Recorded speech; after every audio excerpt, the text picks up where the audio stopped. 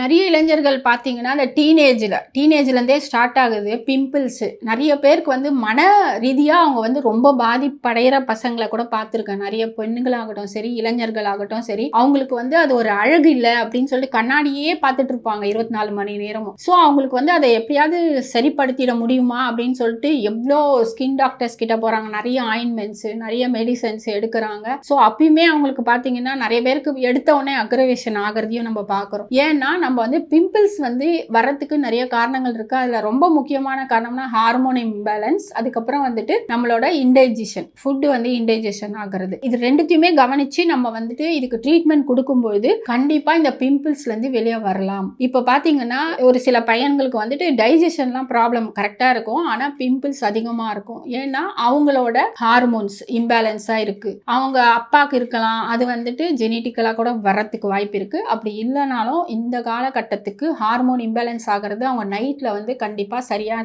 தூங்குறது கிடையாது, சரியான டைமுக்கு ஃபுட் எடுக்கிறது இல்லை. இந்த மாதிரி பண்ணும்போது தான் ஹார்மோன் வந்து இம்பேலன்ஸ் ஆகும். நிறைய பேர் டீனேஜ்ல தான் அவங்களுக்கு வந்து உலகமே ஒரு வித்தியாசமா தெரியும். ஒரு சில விஷயங்கள் பார்க்கும்போது அவங்களுக்கு வந்துட்டு அபூர்வமா இருக்கும். சில பேர் வீட்டில் பார்த்தீங்கன்னா ஒரு பிரச்சனை சண்டைன்னு வரும், அப்போ அவங்க அந்த மன ரீதியாக கூட பாதிப்படைவாங்க சில பசங்க. அப்போ அவங்களுக்குமே கூட இந்த ஹார்மோன் வந்து இம்பேலன்ஸ் ஆகும்.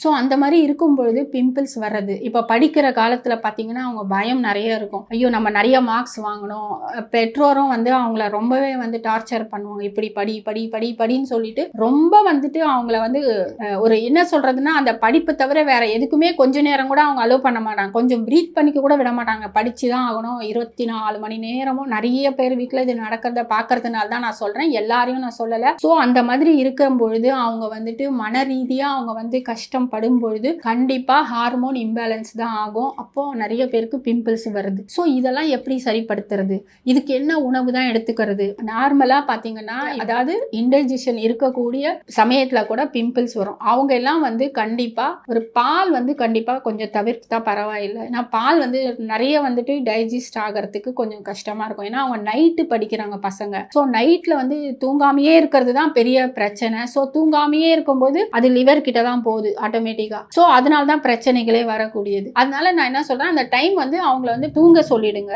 கொஞ்சம் 11க்கு மேல அவங்க வந்துட்டு தூங்கிட்டா பெட்டர். 3 மணிக்கு எழுந்து படிக்கணும். ஸோ அதனால வந்து இன்டைஜஷன் இல்லாம பாத்துக்கலாம். இல்ல உங்களால முடியல அப்படின்னா நீங்க வந்து கண்டிப்பா அக்குபஞ்சர் ட்ரீட்மெண்ட் எடுத்துக்கும் பொழுது உங்களுக்கு கண்டிப்பா நல்ல தூக்கம் வரும். பிளஸ் படிக்கிறதுக்கும் ஒரு மெமரி பவர் கண்டிப்பா பண்ண முடியும். ஹார்மோன் இம்பேலன்ஸா இருக்கிறதுனால தான் வந்து பிம்பிள்ஸ் வருது அப்படின்னா நம்ம என்ன பண்ணணும், ஹார்மோனை வந்து பேலன்ஸ் பண்றதுக்குமே அக்குபஞ்சர் தயாரா தான் இருக்கு. உங்களுக்கு எண்டோக்ரைன் கிளான்ஸ் போயிட்டு உங்களுக்கு எதனால வருதுன்னு கண்டுபிடிச்சி நம்ம அதை பண்ணும்பொழுது 100% நீங்க வந்து இந்த பிம்பிள்ஸ்ல இருந்து வெளியே வரலாம், கண்டிப்பாக வர முடியும். அதனால நீங்க வந்து பிம்பிள்ஸ் இருக்கே நம்ம இதே போயிடுச்சே அப்படின்லாம் நீங்க வந்து எண்ணவே தேவையில்லை. நீங்க இன்னும் அந்த அளவுக்கு அதை பத்தி கவலைப்படும் போது இன்னும் அதிகமா ஆகிறதுக்கு காரணமே வந்து அந்த கவலை தான். அந்த கவலைப்படும் பொழுது கண்டிப்பா அது வந்துட்டு ஹார்மோன் இம்பேலன்ஸ் ஆகுது. ஏன்னா உங்களுக்கு வந்து அந்த சந்தோஷமே இல்லாம இருக்கும். அப்போ வந்து அந்த சோகத்துல வந்துட்டு ஹார்மோன்ஸ் வந்துட்டு கண்டிப்பா சரி வராது. ஸோ அதை யார் சரிப்படுத்துவானா, கண்டிப்பா அக்குபஞ்சர் பாயிண்ட்ஸ் கண்டிப்பா சரிப்படுத்தும். அதனால நீங்க இது ஒரு பெரிய தீர்க்க முடியாத பிரச்சனையே கிடையாது. நீங்க கவலைப்படாம ஒரு ட்ரீட்மெண்ட் எடுத்துக்கிட்டு நீங்க படிங்க. கண்டிப்பா உங்க லைஃப்ல வந்து